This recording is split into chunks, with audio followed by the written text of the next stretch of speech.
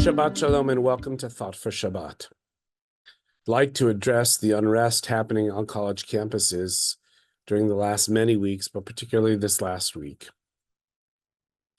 It is with great sadness that these protests feel like they are anti-Semitic to their core. Before I explain why, I would also like to say everybody has the right to protest. Everybody has the right to have their voice heard.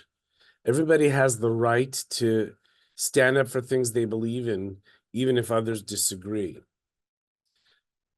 But to live in a civil society, one must do so respectfully, in a way that's not threatening, and in a way that allows for a sense of purpose, if you will. And I find the protests that are happening now to be so deeply troubling. They're protests that put people in fear. Jewish students are afraid to walk across the quad for fear that somebody will see them as Jewish or know that they're Jewish. And then at the very least, verbal attacks are on, if not the physical attacks. I know of story after story of our own students from Shir Hamalot at universities all over the country where this is taking place, where the protest is really a threatening message to Jewish students. You either side with us or get the hell off of campus. That's kind of the vibe, as opposed to this is what we believe in. Please hear us out in an articulate, thoughtful way, and then we can have a debate about it. Protest does not allow for others to feel threatened or not to get their education or whatever it might be, or to even drive on a bridge.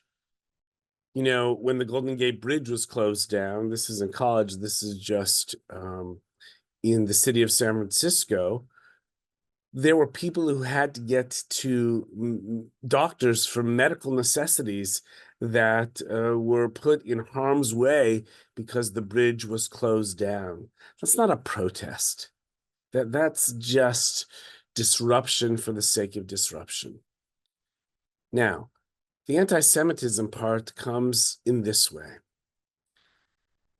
Just on Wednesday night, in watching the news, I saw several people interviewed at USC who were protesting in support of Hamas and, of course, against Israel. And when asked why they were protesting, they did not have an articulate answer.